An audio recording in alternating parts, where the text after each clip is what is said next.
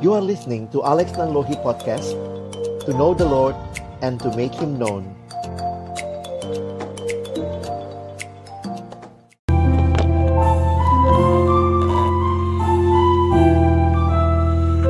Mari tunduk kepala kita berdoa. Kami kembali datang dalam ucapan syukur di hari perhentian Engkau berikan kepada kami. Kami bersyukur boleh datang beribadah, memuji, memuliakan nama-Mu.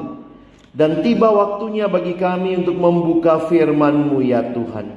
Kami percaya firman-Mu adalah firman yang kudus dan yang menguduskan. Firman-Mu firman yang hidup dan yang menghidupkan. Firman-Mu firman yang tidak berubah, tetapi yang kami percaya sanggup mengubah kehidupan kami. Itulah yang kami rindukan, menjadi bagian dari setiap kami yang beribadah pada malam hari ini. Tuhan berkenan menyapa kami dengan firman-Mu, dan tolong kami pada akhirnya bukan hanya jadi pendengar-pendengar firman yang setia, tapi mampukan dengan kuasa dan pertolongan dari Roh-Mu yang kudus, kami dimampukan menjadi pelaku-pelaku firman-Mu di dalam hidup kami, di dalam keseharian kami. Bersabdalah ya Tuhan, kami umat-Mu sedia mendengarnya. Di dalam satu nama yang kudus dan berkuasa, nama Tuhan kami Yesus Kristus, Sang Firman yang hidup, kami menyerahkan pemberitaan firman-Mu. Amin. Shalom. Selamat sore, selamat malam Bapak Ibu sekalian. Bersyukur kesempatan ibadah bukan hanya sebuah rutinitas dan kebiasaan, tapi biarlah kita boleh mengalami perjumpaan pribadi dengan Tuhan di dalam setiap ibadah kita. Tema yang diberikan kepada kita sore hari ini adalah Christ Focused Christmas. Waktu membuat gambar ini, saudara, ada begitu banyak hal yang meriah di sekeliling Natal. Jangan sampai kita kehilangan makna Natal yang sesungguhnya. Apa yang saudara ingat pada saat merayakan Natal? Jangan-jangan kita sibuk dengan berbagai kemeriahan Natal. Tidak ada yang salah dengan kemeriahan Natal. Mungkin hal-hal ini yang mewarnai Natal kita, tetapi biarlah kita tetap mengingat apa arti Natal yang sesungguhnya. Saudara, pernah saya memimpin sebuah perayaan Natal. Jadi ibadah, firman disampaikan, lalu kemudian selesai ibadah ada berbagai pertunjukan ya. Ada hal-hal yang begitu indah, paduan suara, drama. Lalu kemudian MC-nya bilang begini, saudara ya. Di akhir dari seluruh acara, dia bilang, baik saudara, kita tiba pada acara puncak kita malam hari ini, yaitu makan malam bersama. Begitu ya. Saya pikir khotbah saya puncaknya, bukan saudara ya, makan malam. Kalau Natal hanya bicara makanan, wah, ganti lagunya ya. Apa sih yang paling penting kita siapkan waktu Natal? Anak sekarang seneng nyanyi itu ya, karena Mariah Carey nyanyi jadi ikutan. Joy to the world, the Lord is come. Let earth receive her King. Lalu kalimat selanjutnya penting. Let every heart prepare him room. Yang paling penting disiapkan waktu Natal itu hati kita. Dalam bahasa Indonesia, salah satu terjemahan, hai dunia gembiralah dan sambut rajamu. Di mana sambutnya? Di hatimu terimalah. Jangan sampai kita tidak menemukan Natal yang sejati di hati yang menerima Yesus. Kalau Natal tentang makanan, ganti lagunya Bapak Ibu ya. Hai dunia gembiralah dan sambut makanan. Di perutmu terimalah makanan yang banyak, makanan yang banyak. Apa artinya Natal? Natal artinya lahir. Bahasa Latin ya. Natal artinya lahir. Nah, siapa yang lahir waktu Natal?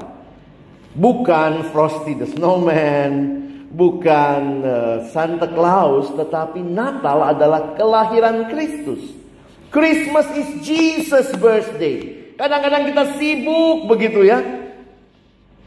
Ada seorang anak tanya sama mamanya. Anak kecil itu polos ya, tapi kadang-kadang di situ kejujurannya. Dia bilang, "Mami, what is Christmas?" Lalu mamanya bilang, "Christmas is Jesus' birthday." Lalu anak itu bilang, "Loh, orang kok pada tukeran kado?" "Ya, ini Jesus' birthday." "Kenapa orang tukeran kado, Mami?" Coba Bapak Ibu mau nggak bikin ulang tahun, terus semua datang, tapi mereka tukeran kado di antara mereka, saudara. Nggak ada yang ngasih kado kepada Bapak Ibu yang ulang tahun. Seringkali itu ya, gambaran seperti yang tadi Ibu menyampaikan. Yesusnya tuh cuma ngintip di pojokan, saudara, ketika kita menikmati kemeriahan Natal.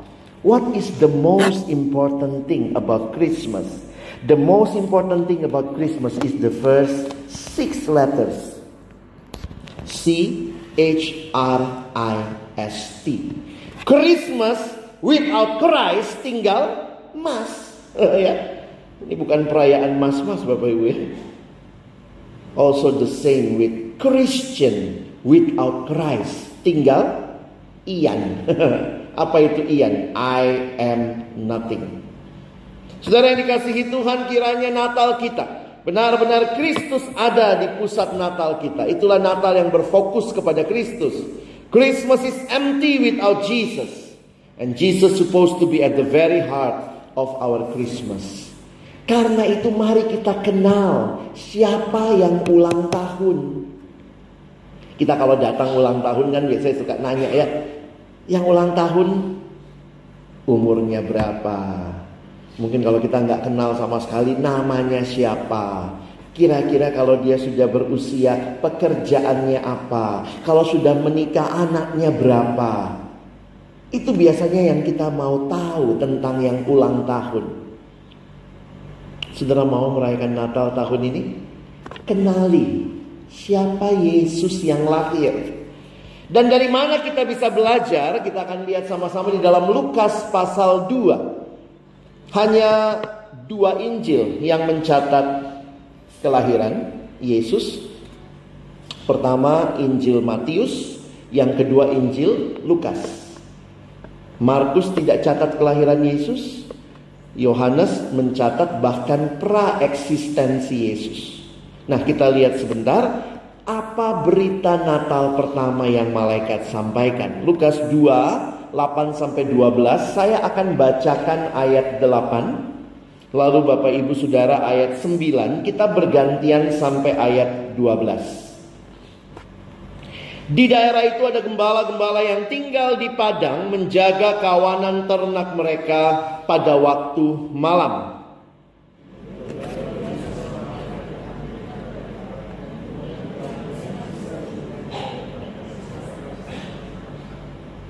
Lalu kata malaikat itu kepada mereka, "Jangan takut, sebab sesungguhnya aku memberitakan kepadamu kesukaan besar untuk seluruh bangsa.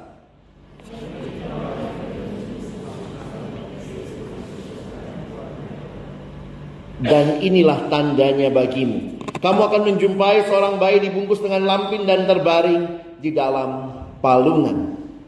Sedemikian jauh pembacaan firman Tuhan. Berbahagialah kita yang bukan hanya membacanya, tetapi merenungkannya, melakukan dalam hidup kita, dan bahkan membagikannya.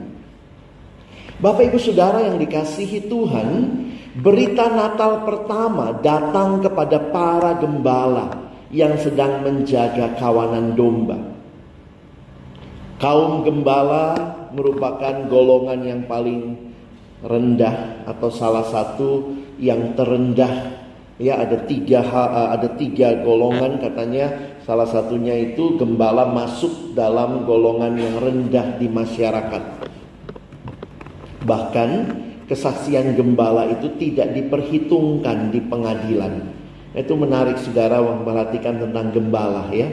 Nah, yang menarik pada malam itu, Berita Natal pertama datang kepada para gembala, dan perhatikan kalimat malaikat.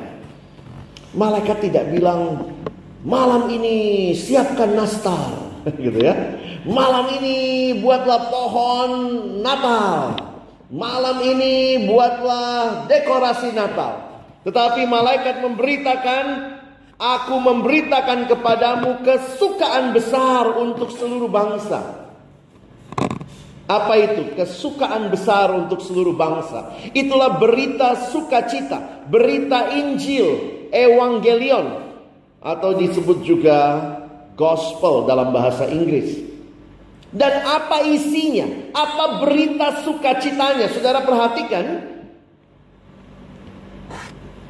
Jangan takut, sebab sesungguhnya aku memberitakan kepadamu kesukaan besar untuk seluruh bangsa. Hari ini telah lahir bagimu. Perhatikan ada 3 gelar yang diberikan. Telah lahir bagimu Juru Selamat, yaitu Kristus Tuhan di kota Daud. Inilah 3 gelar nama yang menjadi fokus berita Natal. Karena itu kalau saudara dan saya mau menghayati Natal, yuk kita pelajari apa yang dimaksud dengan nama ini, gelar ini.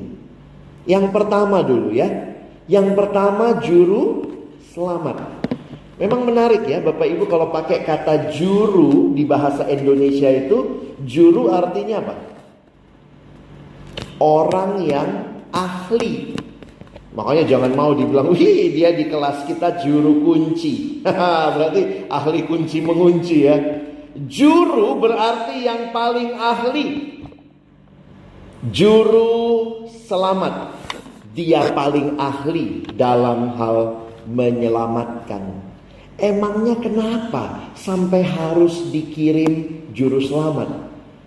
Dan inilah berita kesukaan besar. Bapak Ibu, kalau berita sukacita, sebenarnya kita harus paham dunia punya banyak berita sukacita. Apalagi akhir tahun ya, lewat mall-mall sukacita ya, diskon 50% off. Tapi ada yang bilang, Pak, mau on kek, mau off kek, mau diskon kek, saya mah gak punya duit. Jadi ternyata berita yang ada dalam dunia itu hanya menjadi sukacita bagi sekelompok orang, sementara orang lain belum tentu mengalami sukacita yang sama. Coba misalnya tiba-tiba saya bawa berita sukacita. Hai warga Jogja, ada berita sukacita. Tahun depan pajak dihapuskan. Wih, di kota Jakarta. Seneng gak buat di Jogja? Itu jadi berita sukacita di Jogja? Ya enggak. Di Jakarta sukacita, di Jogja tidak. Sehingga dunia punya berita sukacita yang hanya berlaku lokal. Tetapi malaikat berkata, ini berita kesukaan besar bagi seluruh bangsa. Nah, untuk tahu apa berita sukacitanya, kita mungkin juga perlu tahu apa berita duka cita terbesar yang dialami oleh seluruh bangsa. Apa berita duka cita terbesar yang dialami seluruh bangsa? Apakah yang begitu menjadi hal yang melanda semua manusia? COVID, pandemi. Memang kita bilang COVID itu pandemik ya. Pandemi berarti terjadi di banyak tempat di dunia. Tetapi kalau saya pelajari, ya COVID sendiri ada yang kena, ada yang tidak kan Bapak Ibu ya. Jadi sebenarnya pandemi yang sesungguhnya, kalau saudara dan saya membaca Alkitab, pandemi sesungguhnya adalah dosa. Sin is the real pandemic. Roma pasal yang ketiga ayat 23 berkata, karena semua orang telah berbuat dosa. Siapa yang berdosa? Semua orang. Dan telah kehilangan kemuliaan Allah.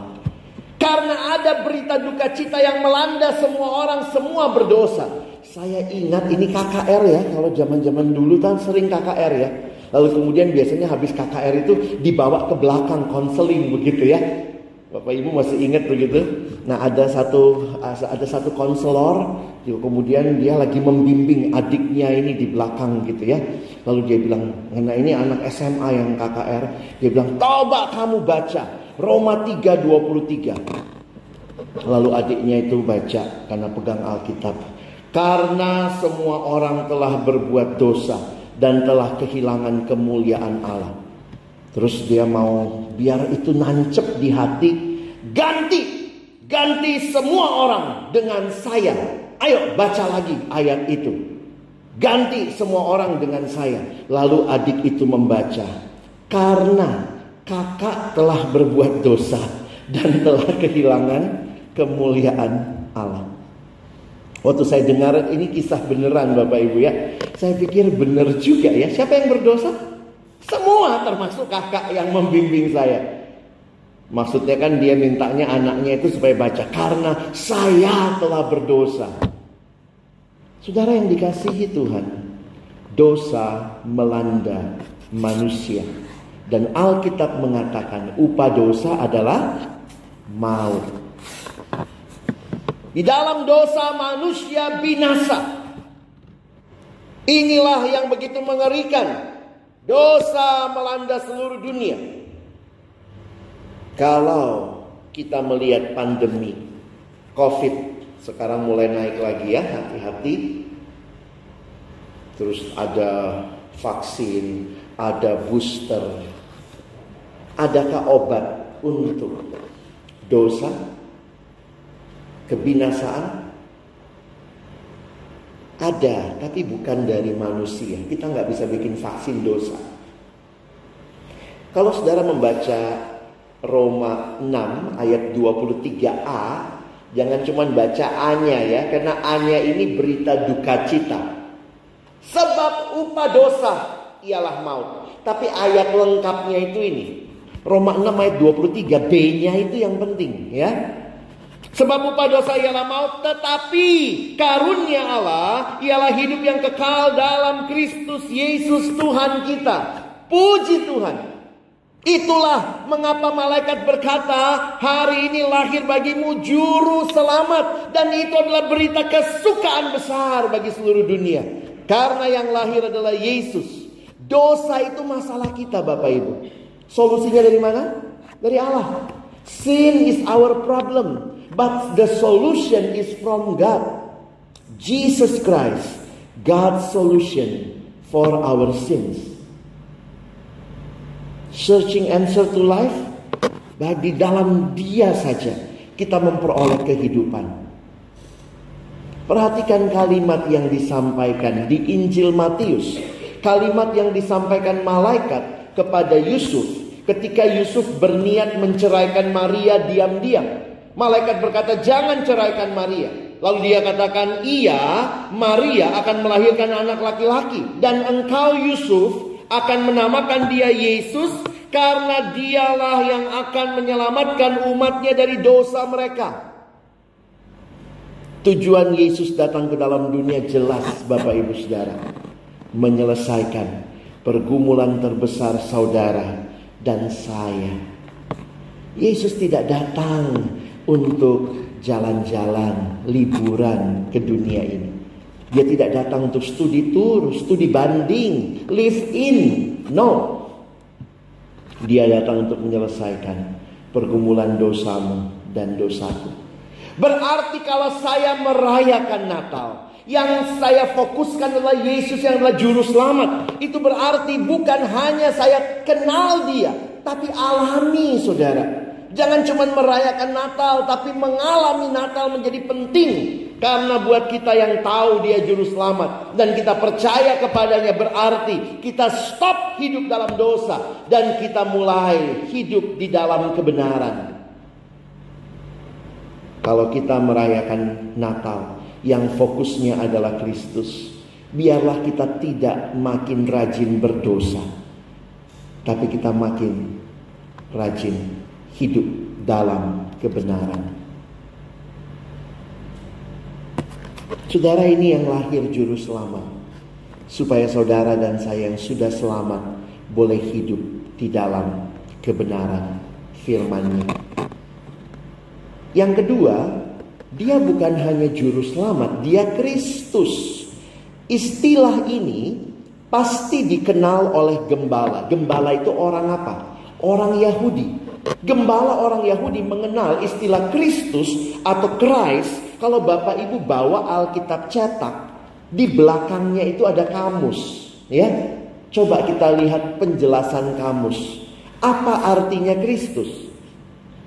Kristus itu terjemahan Yunani dari kata Ibrani Mashiach atau Mesias. Jadi Yesus Mesias. Bahasa Yunaninya Yesus Kristus. Bahasa Arabnya Al-Masih. Isa Al-Masih. Itu berarti Yesus Kristus. Ini disebut demikian, artinya adalah yang diurapi oleh Tuhan. Yesus disebut Kristus karena dialah yang dipilih Allah menjadi penyelamat dan Tuhan. Akhirnya nama Kristus itu seperti melekat menjadi nama diri untuk Yesus. Nah Bapak Ibu jangan lupa ya, zaman itu banyak orang namanya Yesus di Palestina. Jadi kalau orang mau nanya, Yesus yang mana? Yesus Kristus. Yesus yang adalah Mesias. Kira-kira apa yang dimengerti para gembala waktu mereka mendengar istilah Mesias? Ini istilah yang berakar di dalam perjanjian lama. Dan menarik sekali, mereka punya pengharapan bahwa Mesias itu akan datang membebaskan mereka. Sayangnya mereka pikir cuma dibebaskan dari politik penjajahan Romawi. Tetapi sebenarnya Mesias yang dijanjikan, dialah yang akan membawa kelepasan dari dosa. Saudara, berapa lama orang Yahudi menunggu Mesias sampai Yesus datang? Janji tentang Mesias salah satunya muncul di dalam kitab Yesaya. Yesaya 700 tahun sebelum Yesus lahir menubuatkan tentang kedatangan Yesus. Jadi kalau Bapak Ibu mengerti hal ini menjadi menarik. Waktu malaikat datang bilang kepada para gembala, Mesias lahir. Ini menunjukkan, yes, Allah tidak ingkar janji. Galatia 4 ayat 4 mengatakan, tetapi setelah genap waktunya, maka Allah mengutus anaknya yang lahir dari seorang perempuan dan takluk kepada hukum Taurat. Ia diutus untuk menebus mereka yang takluk kepada hukum Taurat, supaya kita diterima menjadi anak. Saudara, mungkin kita berpikir, Tuhan, mana janjimu? Sudah sekian waktu saya berdoa, saya memohon, saya meminta. Mengapa belum terjadi seperti yang saya tahu Tuhan janjikan? Kadang-kadang kita dalam hidup ada saat-saatnya kita mulai meragukan Tuhan. Mulai meragukan janji-janjinya. Sama seperti Rasul Petrus. Waktu itu jemaat ngomong sama Petrus kira-kira begini, mana katanya Tuhan mau datang, sampai sekarang kok nggak datang-datang. Tapi Petrus bilang apa? Coba kita baca sama-sama 2 Petrus 3 ayat 9. 1, 2 ya. Tuhan tidak lalai menepati janjinya, sekalipun ada orang yang menganggapnya sebagai kelalaian. Tetapi ia sabar terhadap kamu, karena ia menghendaki supaya jangan ada yang binasa, melainkan supaya semua orang berbalik dan bertobat. Saudara, apa yang terjadi kepada para gembala? Mereka menyadari janji yang begitu lama yang Tuhan janjikan sekarang digenapi. Tuhan tidak pernah ingkar janji. Istilah Kristus mengingatkan kita, mungkin dalam kehidupan kita ada saat-saatnya kita mengalami putus asa, tetapi Natal membawa pengharapan. Saya harap Natal kali ini saudara dan saya fokus Yang datang juru selamat yang membawa pengharapan, juru selamat yang menunjukkan bahwa Allah serius dengan janjinya. Allah memberikan anaknya. Karena itu bagi kita yang mungkin sedang meragukan Tuhan, saya tidak tahu pergumulan Bapak Ibu apa ya. Mungkin ada yang bergumul dengan sakit penyakit, ada yang bergumul dengan permasalahan keluarga, permasalahan bisnis, permasalahan ekonomi, sekolah anak, pendidikan anak, mungkin juga perilaku anak-anak. Yang kadang-kadang kita bilang, Tuhan sampai kapan? Tapi Natal memberikan jawaban. Menanti di dalam Tuhan penuh pengharapan, bukan dengan keputusasaan. Saudara, pulang gembala-gembala habis ketemu Yesus, mereka melihat Yesus, menemukan Yesus di palungan. Waktu pulang emangnya gembala berubah jadi konglomerat? Enggak ya. Gembala pulang tetap gembala. Tetapi mereka sekarang melihat ada pengharapan hidup. Karena Allah yang berjanji menepati janjinya. Saya harap kita yang fokus kepada Kristus di Natal ini juga pulang dengan pengharapan Allah ada. Dia peduli dengan hidup kita. Dia mengawasi kita. Kalau dia belum memberikan yang Bapak Ibu dan saya doakan, dia meminta kita sabar untuk percaya jalannya selalu yang terbaik. Terakhir, dia bukan hanya juru selamat, dia Kristus dan dia juga Tuhan.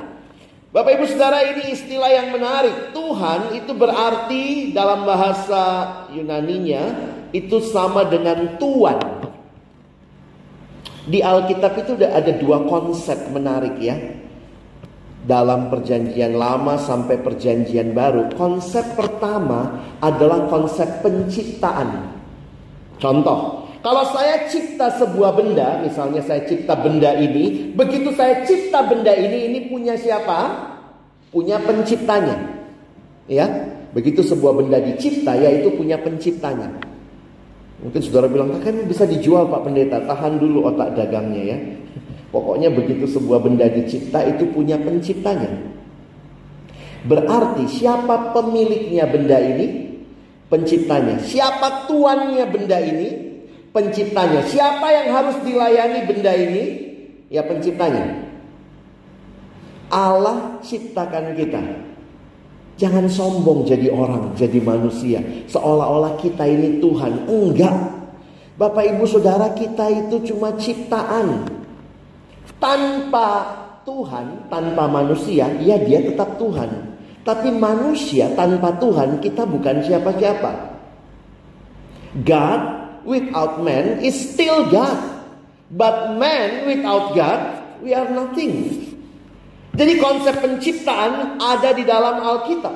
Tetapi bukan hanya konsep penciptaan, tetapi konsep penebusan. Saya dari pagi tadi perhatikan karena lagu kita kan sama ya. Lagu yang terakhir kita nyanyikan persis katanya ini ya.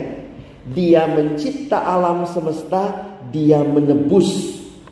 Menebus itu apa? Kalau ada benda terjual, tergadai, menebus itu berarti saya membayarkan uang atau tukerin sama barang supaya benda yang tergadai ini kembali jadi milik.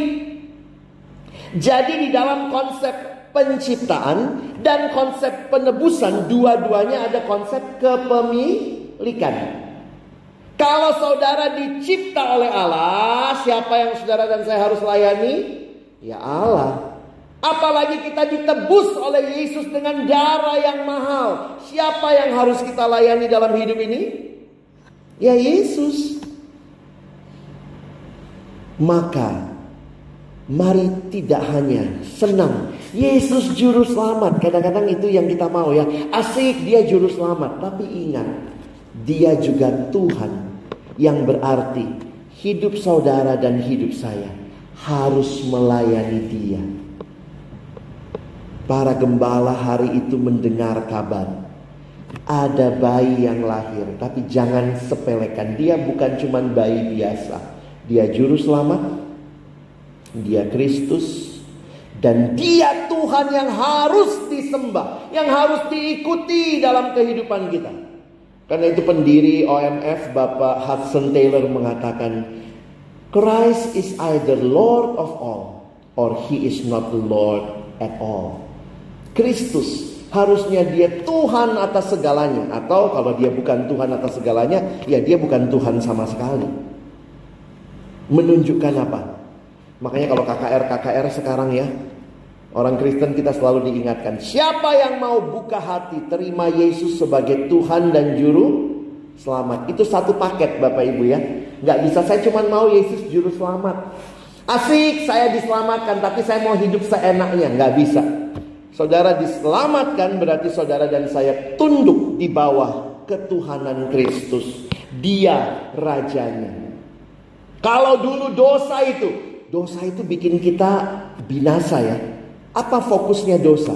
Diri sendiri. Di dalam dosa itu kita kena penyakit titiriri. Mati-matian untuk diri sendiri. Tapi kalau yang lahir adalah Tuhan, maka bukan aku fokusnya, tapi Tuhan yang jadi fokus. Not self-centered, but Christ-centered, God-centered. Saudara, ingat yang lahir Yesus, dia juru selamat.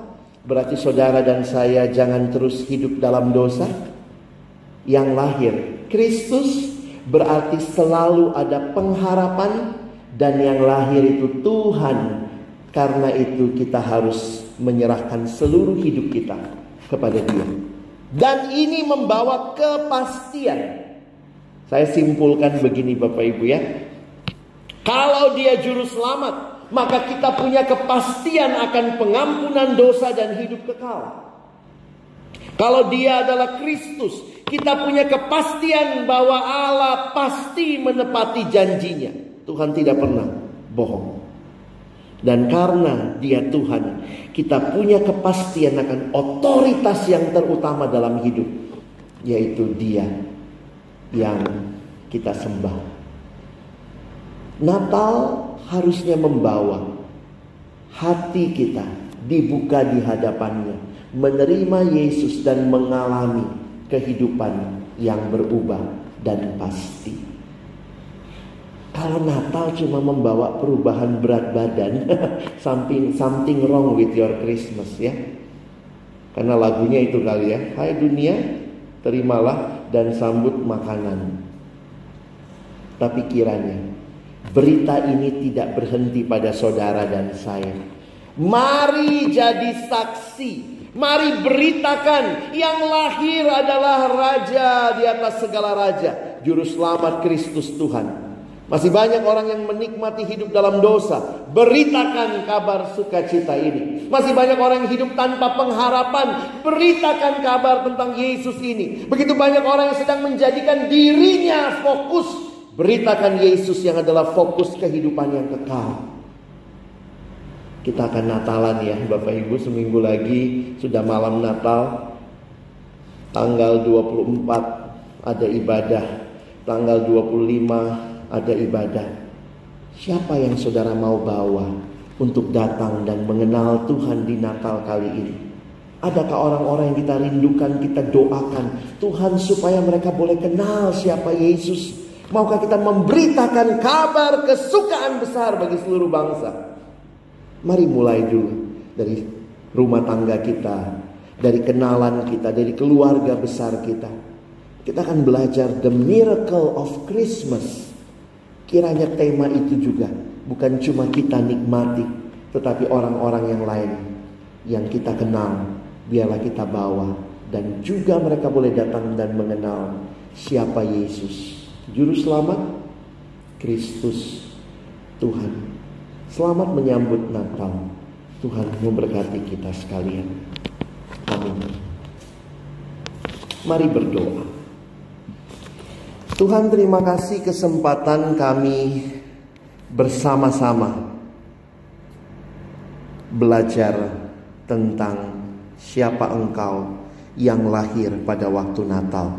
Tolong kami sekali lagi, bukan cuma jadi pendengar-pendengar firman yang setia, tapi boleh menjadi pelaku-pelaku firman karena kami telah terlebih dahulu mengalami Natal itu sendiri. Kristus lahir di hati kami, Kristus yang adalah juru selamat, Kristus dan Tuhan.